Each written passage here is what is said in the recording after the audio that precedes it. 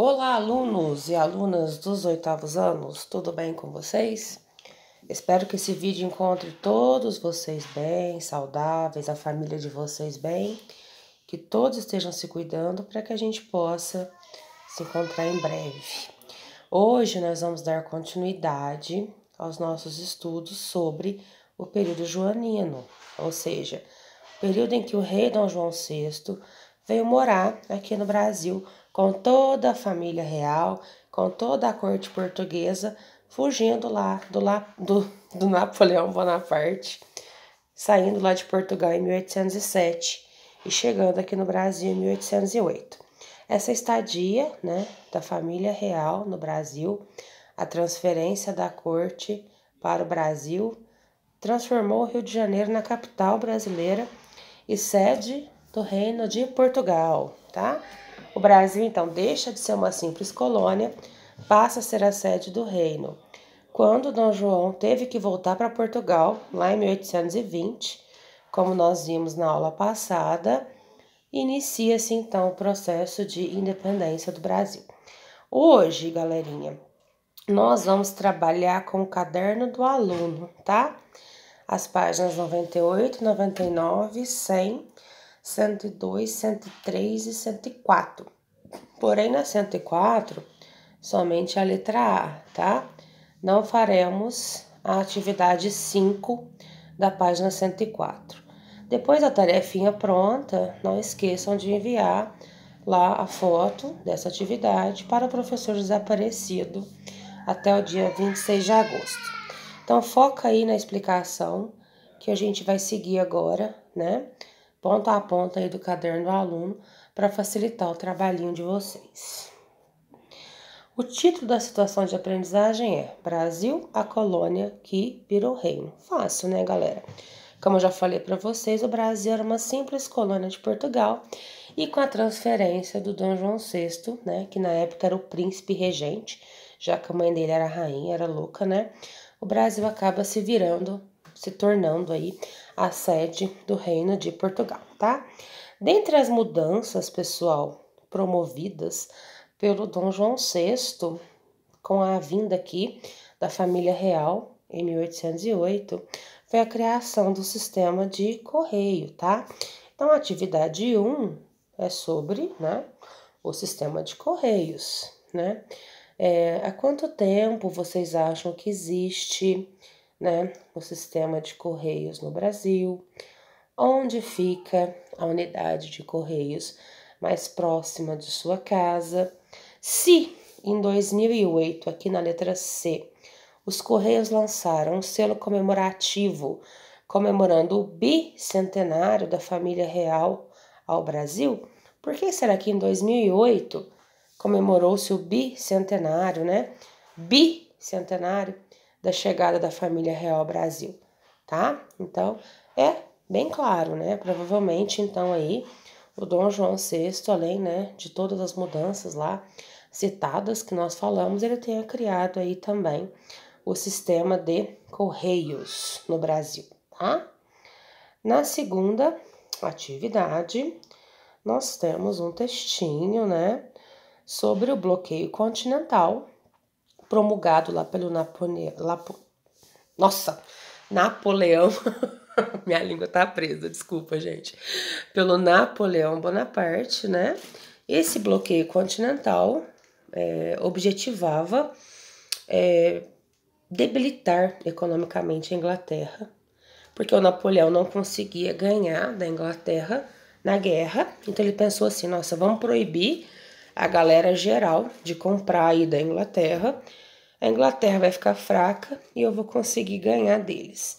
Só que Portugal, já tinha acordos há anos 1000 lá com a Inglaterra e não podia parar de comprar da Inglaterra. Então a solução encontrada pelo Dom João VI foi vir para o Brasil. Porque se ele ficasse lá em Portugal, ele seria atacado ou pelos ingleses ou pelos franceses. Então o cara de bobo não tinha nada, o Dom João VI. Acabou vindo aqui para o Brasil, então esse textinho aí, ele trata da vinda aí, da família real, mais uma vez motivada pelo bloqueio continental, Tem uma charge aqui, né, que é uma fonte histórica número 2, Saída à Francesa, tá? Que ilustra aí um barquinho, né, como se fosse a família real, cruzando o Atlântico, saindo lá de Portugal, chegando ao Brasil.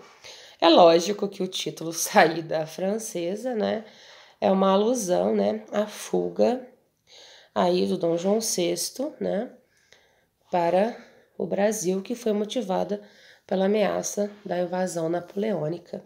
Baseado nisso aí, então, vocês vão responder as perguntas ABC, tá bom? Aqui eu tenho 3 fontes históricas visuais, ou seja, imagens.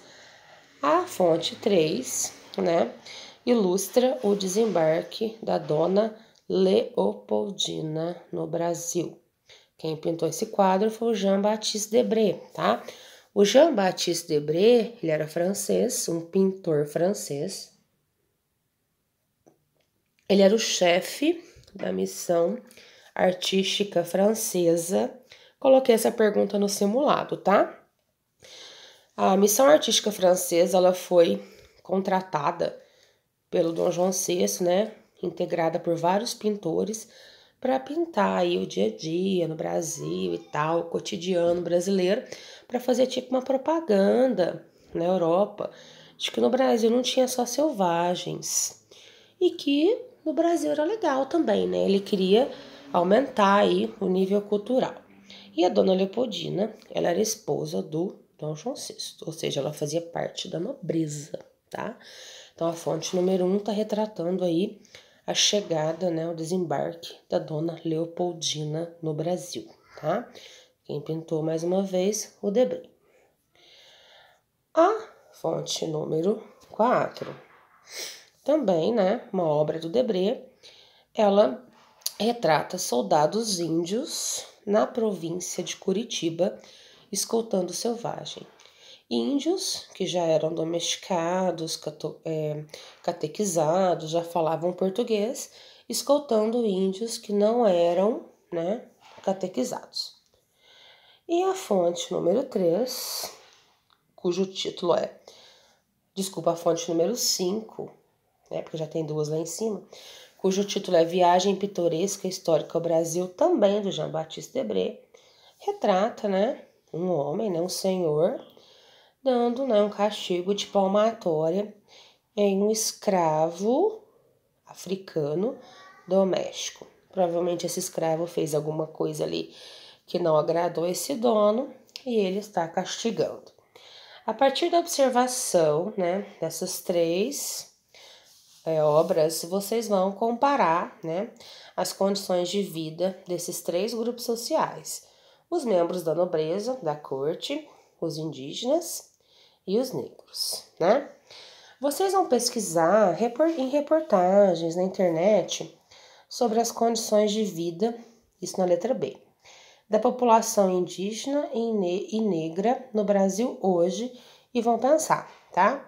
Será que o que eles viveram, essa escravidão, né, que os indígenas e os africanos viveram lá no Brasil colonial, influenciou a condição de vida que esses grupos têm hoje em dia, tá? Eles vão pesquisar como é a condição de vida da população condição de vida desses povos hoje e vai responder essa pergunta, tá bom? Depois aqui tem uma curiosidade, né, sobre o criado mudo, que é aquele móvel que a gente deixa do lado da cama, né, pra gente colocar luminária, objetos, outras coisas, para que a gente não tenha que se levantar de noite para buscar, né? Um copo d'água, uma garrafinha d'água. Eu, por exemplo, deixo celular, deixo carregador de celular, deixo garrafinha d'água no criado mudo. Por que que criado mudo tem esse nome? Porque antes, galera, lá no Brasil colonial, quando tinha escravos no Brasil, não tinha o criado mudo. Quem ficava lá calado, em pé, a noite inteira, pronto para atender os pedidos do seu senhor e mudo, era um escravo, tá? Por isso que esse móvel recebeu esse nome de criado mudo, tá bom? Agora vocês vão responder essa pergunta. Qual era a condição dos povos indígenas durante o período colonial e imperial no Brasil, tá? Vocês vão pesquisar e responder essa pergunta. Aqui tem uma carta régia, se é uma carta régia, ela foi escrita, né, pelo Dom João VI, no dia 5 de novembro de 1808, onde ele declara guerra aos índios botocudos, né, aos povos índios botocudos, certo? Com a chegada da família real portuguesa, né, ao Brasil, o Dom João VI promulga, né, essa carta régia, e vocês vão analisar esse documento e com base nesse documento, vocês vão escrever como era o tratamento aos povos indígenas aí na época, né, do período joanino. E depois vocês vão pesquisar, né, sobre a exploração dos povos indígenas nesse período, se eles eram escravizados, se não eram, e vai escrever um textinho aí sobre isso no caderno de vocês. A atividade 4 fala sobre a questão do PR, né? Que é o príncipe regente. Porque imagina vocês, ó. O Rio de Janeiro, ele não tinha estrutura para receber 15 mil pessoas. Porque quando a corte se mudou para o Rio de Janeiro, eles vieram em 15 mil pessoas para cá, tá? 15 mil nobres. Então não tinha casa suficiente para todo mundo. Aí o que aconteceu?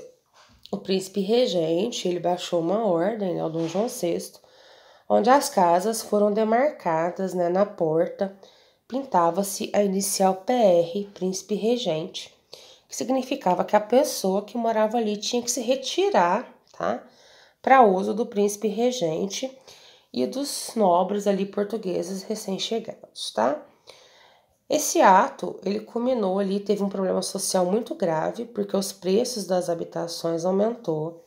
Ninguém queria construir casa nova, porque elas podiam simplesmente ser tomadas, né, sem aviso prévio. Aí aqui a professora Eliana, né, ela fez essa charge, né? O PR, ele acabou virando uma zoeira, na época tinha, tipo assim, ponha-se na rua, né?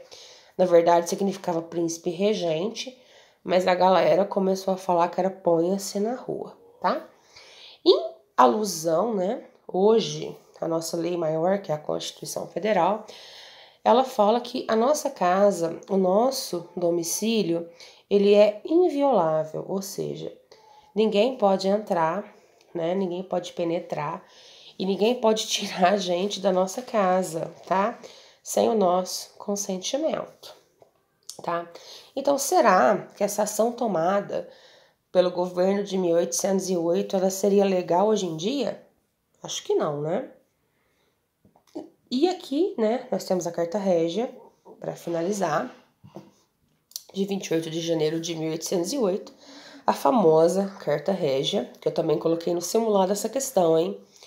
Em que o Dom João VI ele abre os portos brasileiros a nações amigas.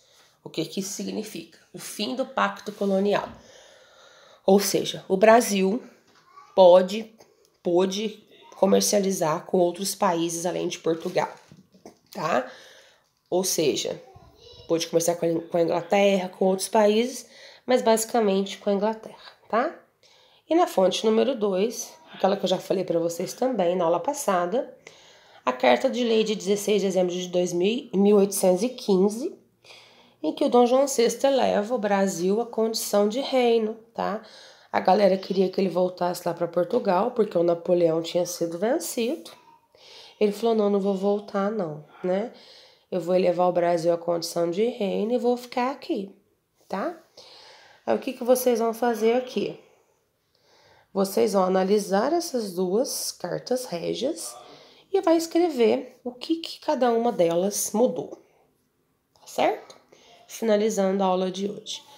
Qualquer dúvida que vocês tiverem, né, na quinta-feira, no dia 20 de agosto, nós estaremos à disposição de vocês para as dúvidas lá no WhatsApp, tá? Um abraço, pessoal. Até a próxima.